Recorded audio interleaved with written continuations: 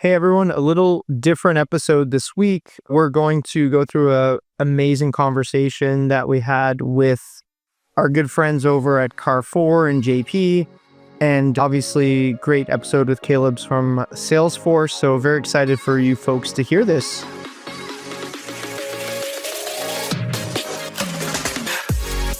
Welcome to Commerce Innovators. Each week we chat with experts, customers, and innovative partners about the latest trends and real-world outcomes in agentic commerce. Tune in for actionable insights and inspiring ideas to shape your commerce future. Let's get started.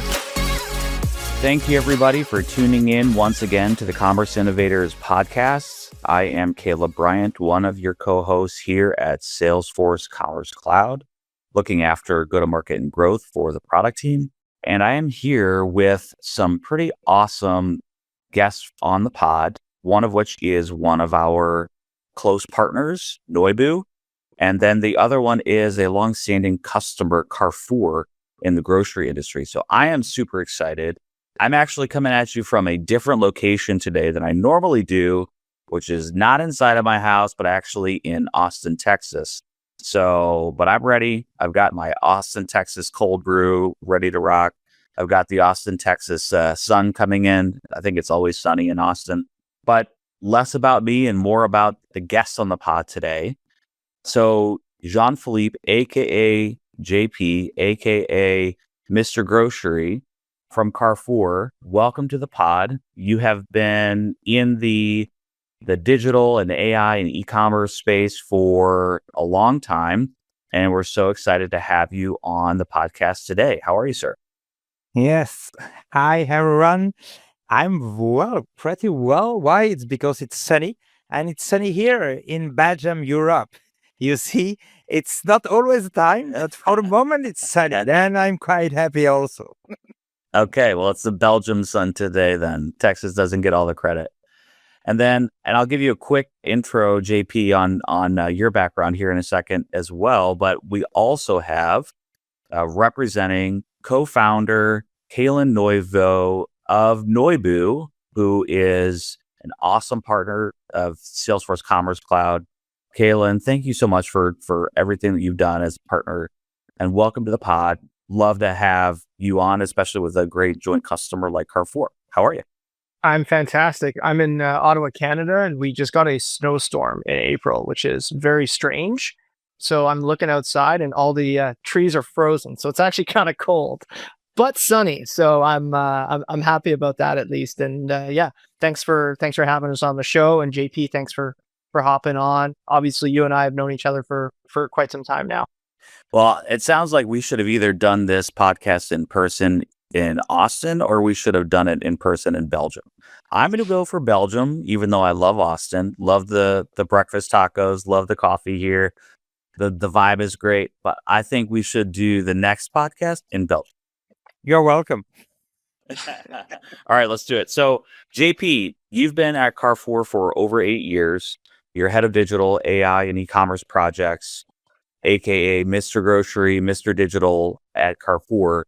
You develop digital strategies, roadmaps, build relationships with key partners like Salesforce and Noibu, and really bringing the digital aspect of Carrefour to life within the brand. You're responsible for ensuring that digital business services and solutions meet Carrefour's needs, targeted profit margins, achieved or exceeded growth, all within this, this framework of digital, but less about how I think about your background, more about maybe from your perspective, how you have sort of cemented your career as part of Carrefour and leading digital change there within a tremendous grocery customer there in Belgium.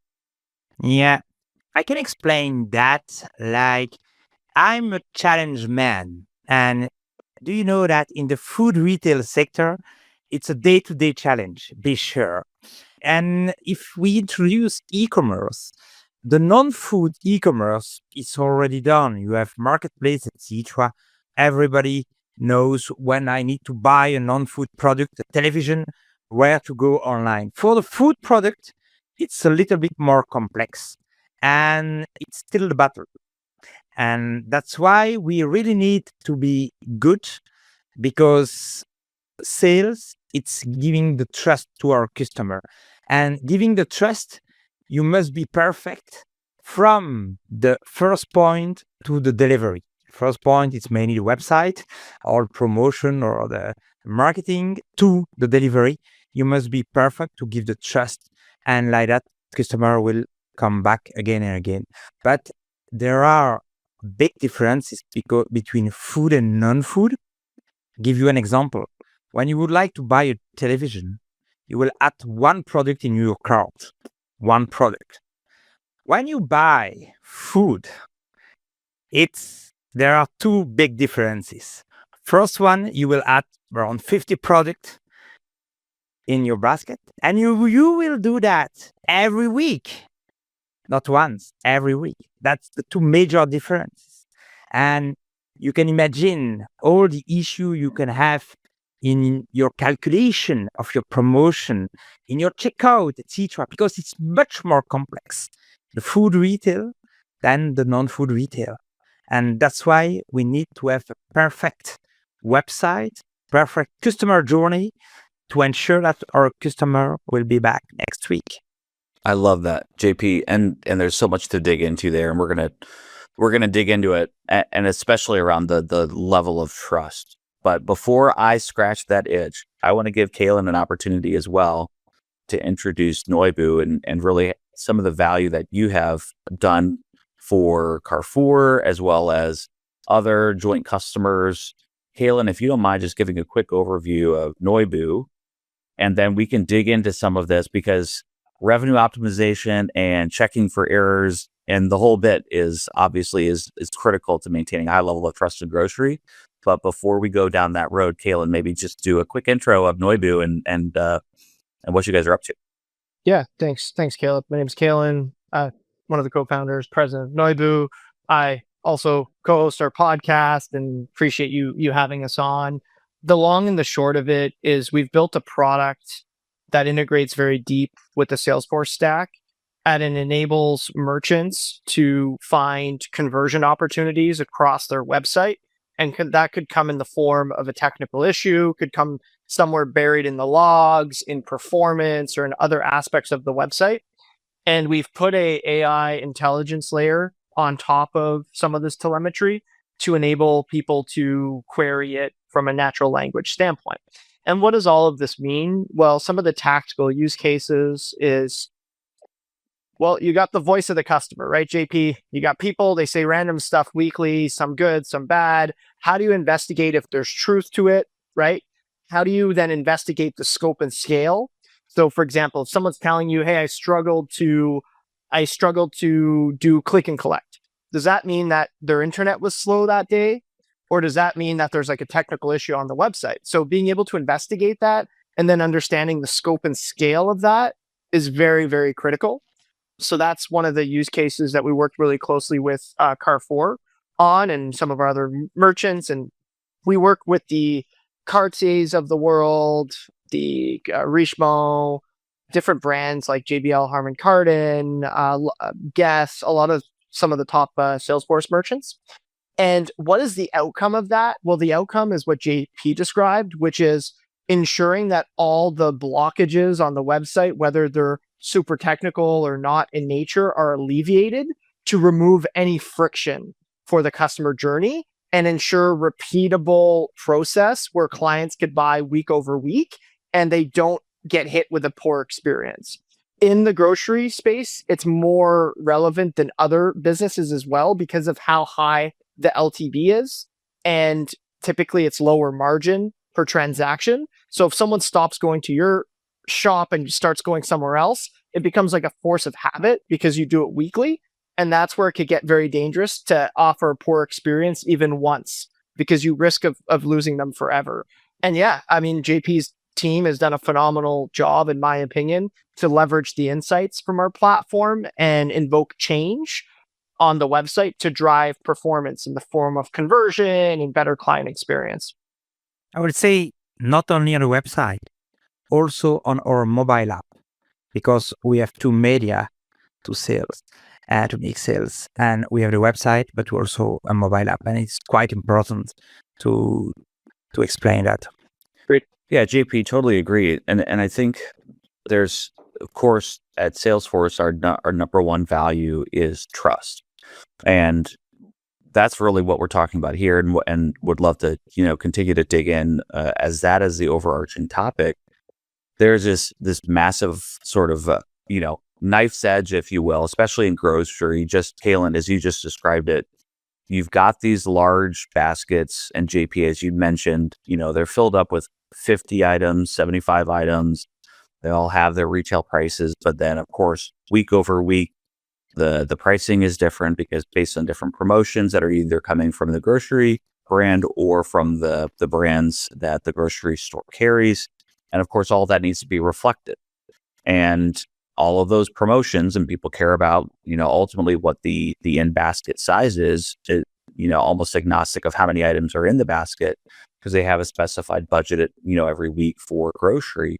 And so then they're going to be adding items. They're going to be, removing items. They're going to be adding other items in. They might pick up the organic item if that's, 20% off this particular week. And so it's less the buying process is more habitual, but the types of items that are purchased are so widely variegated, sort of week over week, buyer by buyer.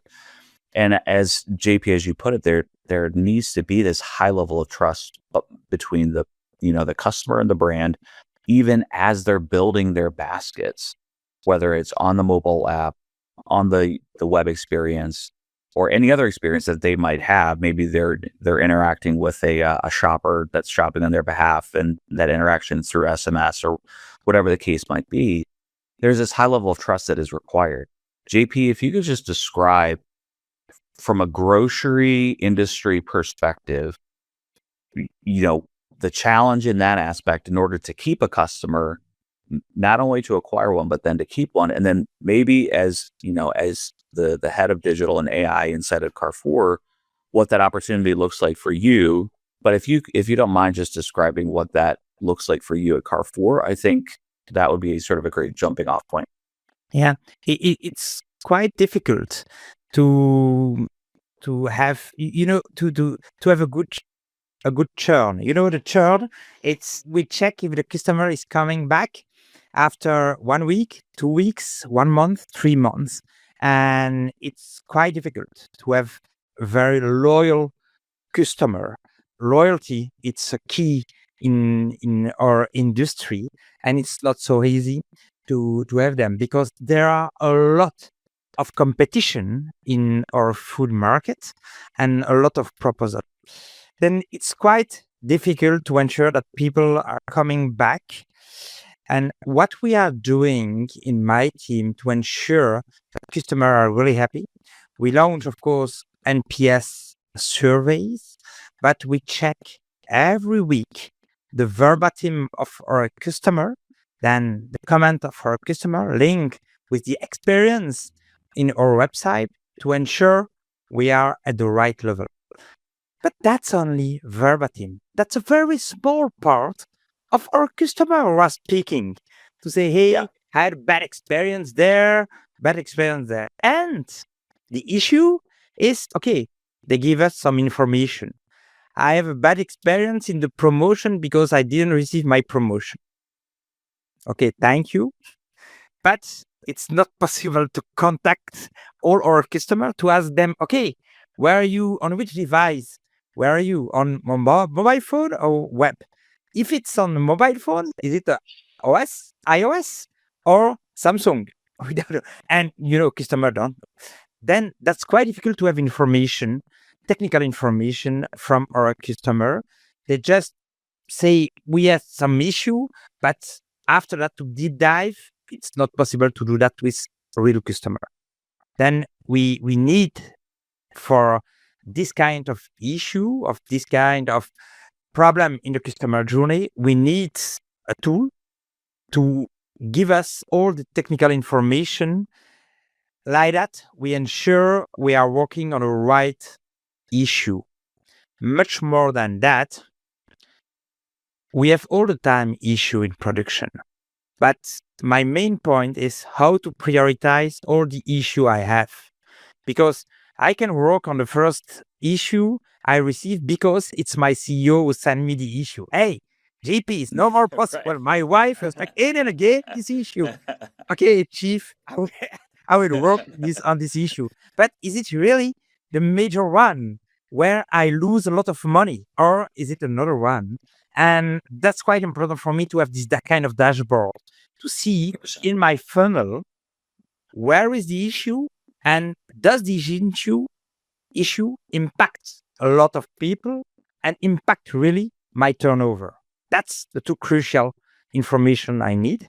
And when I have the prioritization, I can deep dive the 5 more important issue and correct them. I would explain in the near future how to correct the issue. Let's say more on that. Kailin, you probably know something a little bit about revenue leakage and revenue optimization, I would think. I would hope so. Let's dive in. You're the pro. You probably know the most about this more than anybody. I know that my brain was spinning up in a certain direction as JP was talking more towards how AI can be leveraged in that capacity. But before we even get there, Kailin, let's talk about what Noibu does in that specific scenario that JP just described to identify where the biggest opportunities are for, revenue leakage mitigation, revenue optimization. Let's dig in. Kailin, you're the pro on this topic, so I'm going to shut up and let you go because let's say more on this.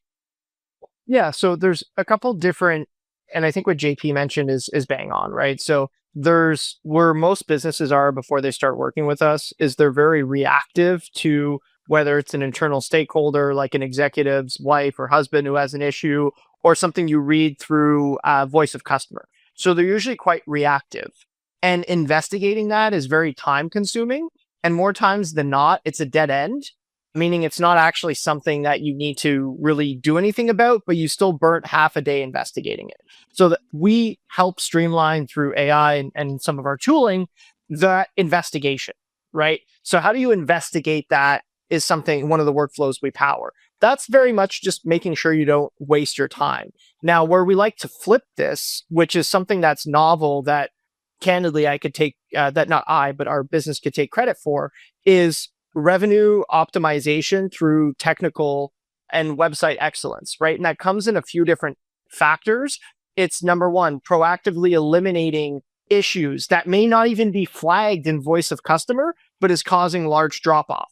So that's like number one. Number two, pairing that with your existing logs so that you could do kind of the same motion, but with more of your backend data. And then number three is how do you find which promotions and which parts of the website are very, very, very slow and causing high drop off? So how do you make your website more performant overall? And then where we're heading kind of, and JP knows this as well, is where you then start looking for those more. So we talked about the reactive investigative, we talked about proactive technical excellence.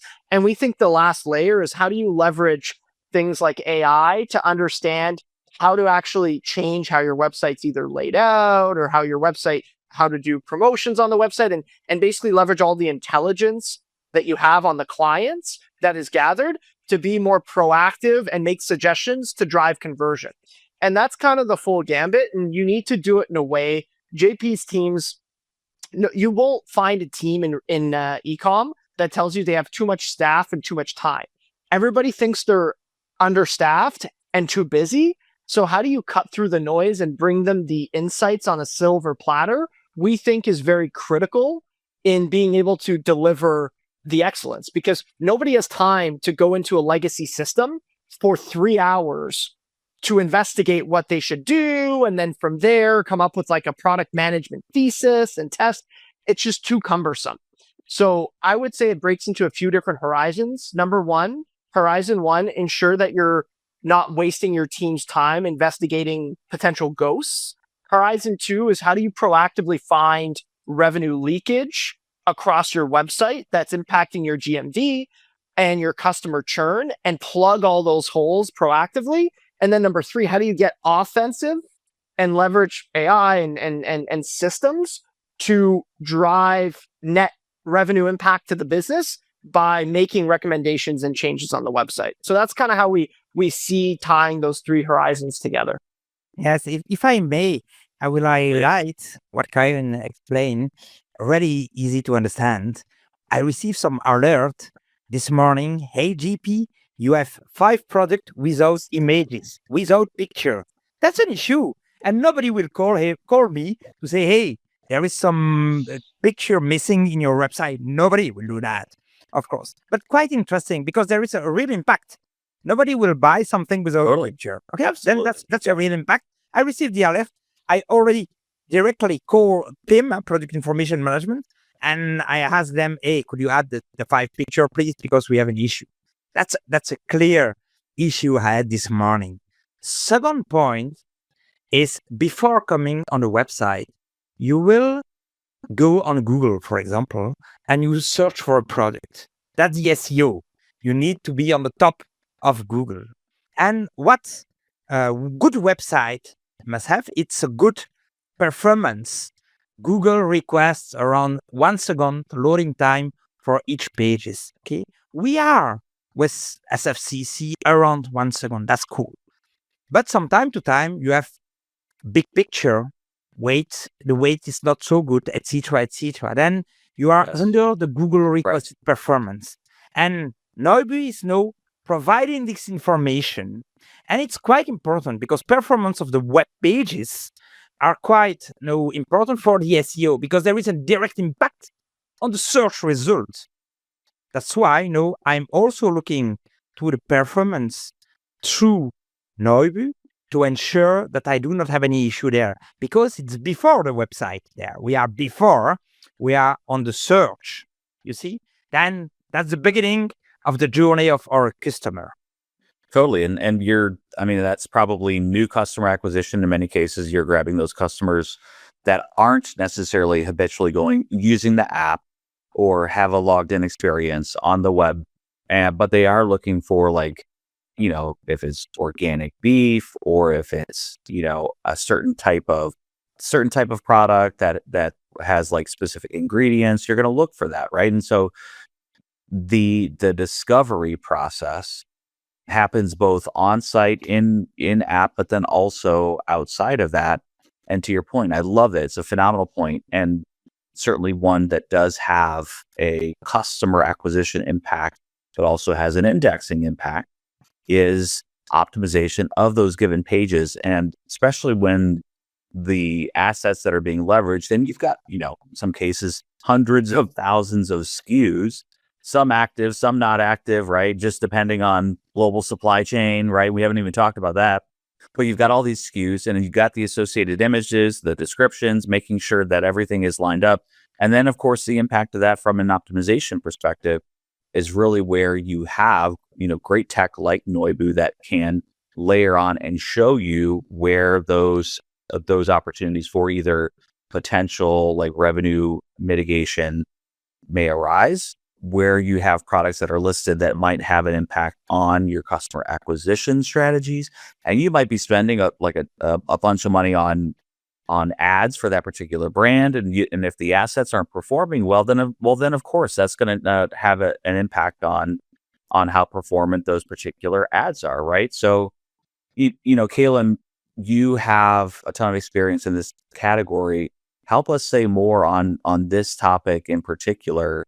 And I think the second question on that is, where then is Noibu investing more specifically in AI to help to identify those opportunities for, revenue sort of risk mitigation more quickly and bring that information back to, to folks like JP? But then maybe some other aspects as well that as you guys are investing in AI that are super meaningful to, to the business in this capacity or even beyond. Yeah, it's a great question. And I think when JP and I started chatting, and this is pre the AI era, this is 2019, 2020. It's actually kind of the COVID era. What I'll call SaaS products 1.0 was ingesting data and enabling clients to chart it themselves, right? Sometimes you build the charts for them, sometimes they build it themselves, but it's very much was built human centrically for somebody to log in and spend hours as an analyst researching and extracting the data to then come up with a theory to then drive action and measure it. Yes. And that's like 1.0. And that's where a lot of the legacy players have built their infrastructure. It's data collection and data visualization. So from day one, we knew that our unique insight was that in e-commerce, people wanted the insights given to them on a silver platter. And that was the first part of how we started building our product. Now, how does AI accelerate all of this? Well, it allows us to push the boundaries on what we thought was possible before. And a good tactical example is, well, we have the data.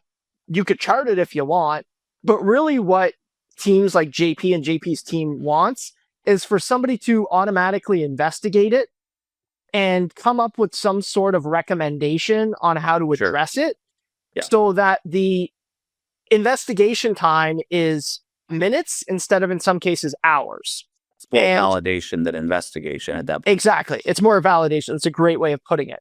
So where we see this category going is it will only be resource constrained by now. And what I mean by that is if you want to log in, you have a list of recommendations that are teed up that you could validate and prioritize based on your corporate goals. And there will be already a business case built. And the relevant information to coordinate with your development team or your systems integrator is all in a magic Jira ticket so that you can click a button as the validator and pass it on. And that is very much where we believe the market is today. And if you're not doing that today, you're already behind.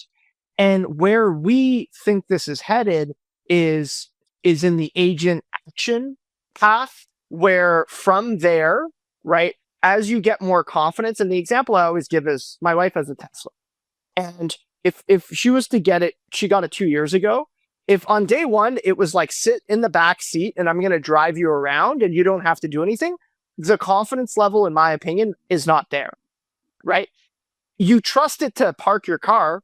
You trust it to pull itself out of the garage. And that's where I think we're at now, right? And then as time goes on, it'll get more to the self-driving in this analogy, where I think for agent actions, what it is it'll do all the investigation work for your sprint planning. It'll chalk it up and you'll then validate it. And then it'll start prepping the implementation plan for the development team so that when they go to write the code to fix the bug or implement the change, they could do it in a fraction of the time. And then as the confidence grows in the system, I suspect maintenance will be on autopilot, meaning a bug will be flagged, it'll be quantified, it'll automatically be opened if it hits a certain threshold that the business defines, right? And then an agent action will take to start writing the code. Someone will review the code and implement the change and measure the impact. And I think that's where we're headed. And we're poised, in my opinion, to be the core infrastructure to power that in commerce, because that's effectively how we've been building the product from the first day. Well, and I think totally agree. And let's definitely talk more about that. I think that also, using JP, your analogy of when you get a notification of 5 items with missing images, instead of JP then having to initiate the request to PIM, and then having the individual or people responsible for the product information management, a component of the Carrefour digital supply chain, that then can become an agent. And then JP then is the one who is prompting, building the prompts, monitoring the prompts, making sure that those interactions from system to system, when those opportunities are identified, are being mitigated as quickly as possible. And then, Kailin, to your point, the tickets become the prompt for writing the mitigation methodology, and then the handoffs also then turn into opportunities to embed agents in that capacity as well. But then what does that do? Because then you could say, oh, well, JP used to do that. Well, maybe JP didn't want to do that. Maybe the best use of JP's time is then to go work on solving big problems. JP, you said it yourself. You're sort of a challenge seeker, right? You're looking for the big challenge to go tackle. How would you say that AI, where are we at today? Where are you at in terms of adoption as a brand? And where do you see adoption going, inside of Carrefour, then maybe beyond? Yeah, link with AI. Indeed, for the moment in our Noibu tool, we have AI provide you the line where the error is. Then you can say directly to the developer, hey guy, there is an error on the line 23. And it provides you also the solution. Then you need to correct the line like that, and it will work. You see, then we are there. My point is, we will go to the next step. Now we will correct directly the line in the code, like that it's done, and it will create the test cases and test if it's okay or not. That's for me the future. But I would like to come back to one thing. We are always speaking about production. Yes, we found issue in production. It's not only that, guys. We launched Salesforce platform in April 2024, and we set up the platform within 6 months, something like that. During the setup of the platform, we also use Noibu to find bug not in production environment, but in test stage and development environment. Like that, we ensure when we go live, it's clear, because that's a story. You arrive from time to time, you need to set up a new platform and to launch it in production. And for your info, I just launched a new mobile app. And on the first day, I set up a milestone on Noibu and say, hey, I would like to have all the bugs from Monday, 8 a.m. to noon. Okay. And I have a major one. The search on e-commerce for iOS was not working. That's a major issue. You do not have any search. And how to find it? Nobody called me, to be sure. Nobody called me. No customer will call me. And that's quite interesting. We use this tool before the production, and just when we launch a new release, we check if there is some major bug linked with the release. And that's quite interesting. I can also evaluate a little bit the quality of the development following the number of bugs of each release. When I check the number of bugs after 2 days for this release, only for this release, I can ensure that they are working well or not. You see, and then I can also manage the team. That's some other cases we already also have with this kind of tool. Totally, I love that, and our GM Nitin says frequently, information is always a gift. It just may not be wrapped. And I think this is a great example of you're receiving this this feedback both in in development and staging and production environments, and it's information, right? And sometimes it's like, hey, 0 issues, fantastic. That's information wrapped in with a nice big bow. A lot of times, though, it's not that case, and you're looking to smash bugs. If it's in a staging environment and you're doing a bunch of QA, or it's in a production environment and you're looking to mitigate those missing images or search, not firing correctly, and you want to capture that feedback as quickly as possible, respond to that feedback as quickly as possible, and get to a place of 0 issues again as quickly as possible, so that it's not impacting the customer experience, right? Yes, I have an old sentence in my life, an old one. I do not remember from who, but it costs 1,000 more to fix a bug in production than in development. You see, then I always prefer to use the tool before the production, but of course in production it's also the case. But that's a little bit my philosophy, to try to fix bug before the production.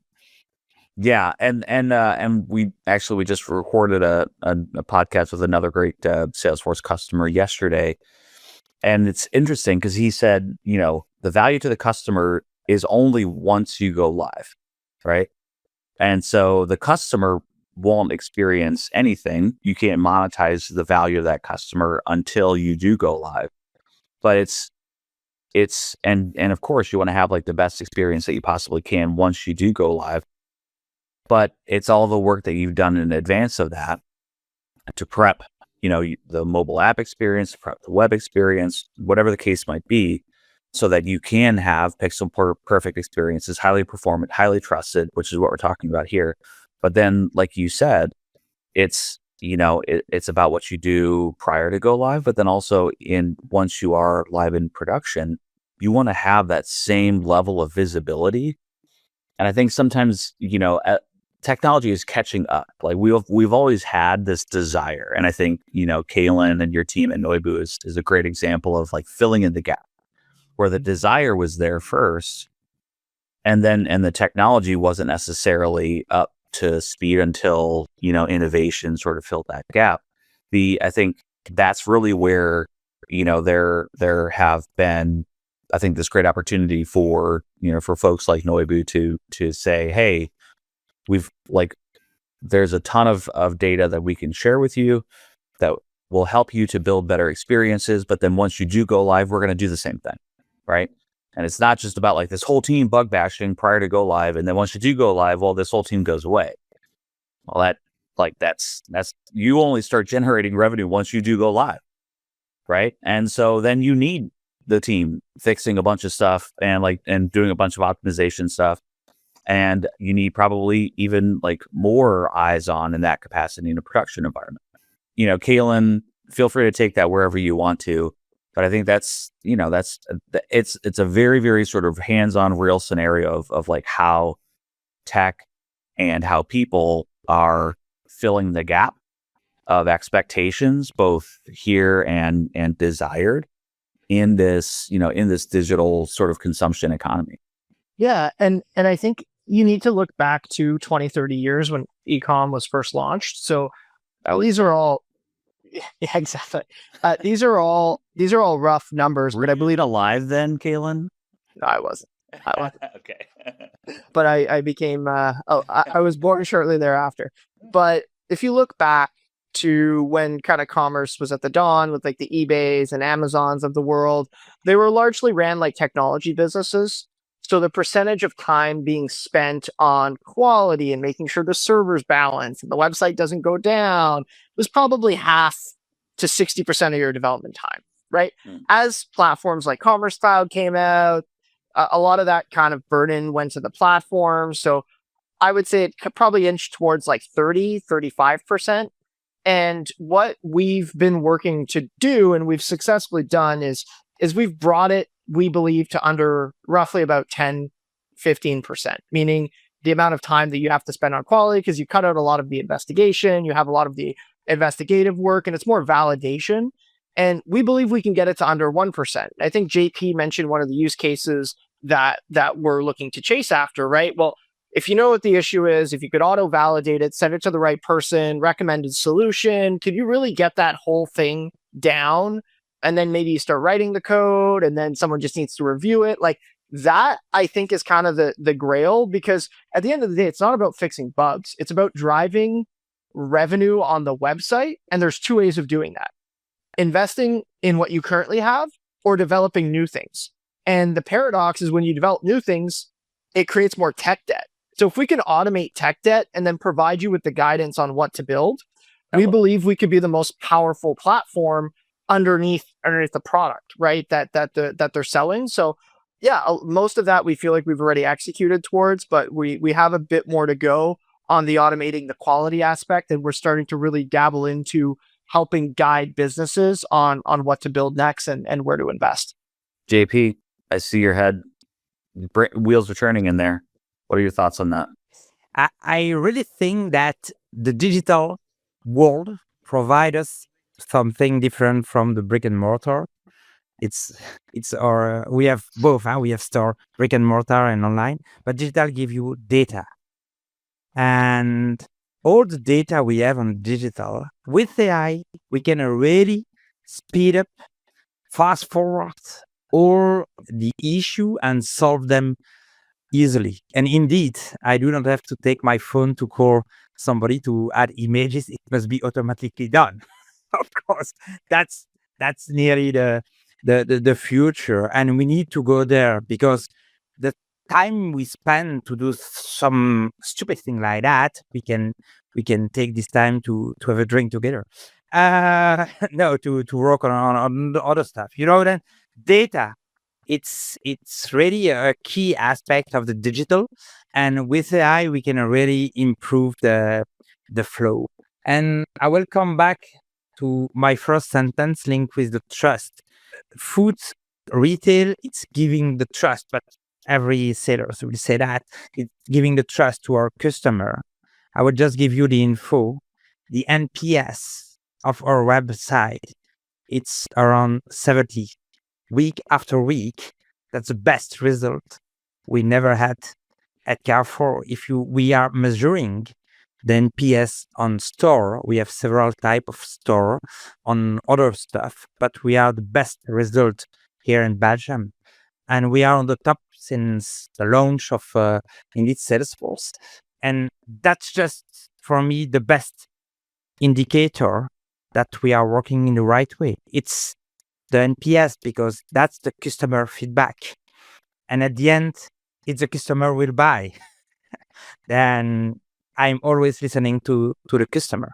And Noibu is a story about listening to the customer. I'd love to be described as that.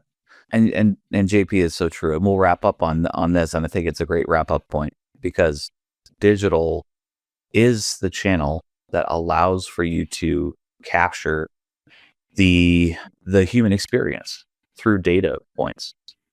And we've never really had that before, and Kailin was joking, but it's such a phenomenal point. Like when the internet started 20, 30 years ago and it really started getting going, that was the beginning.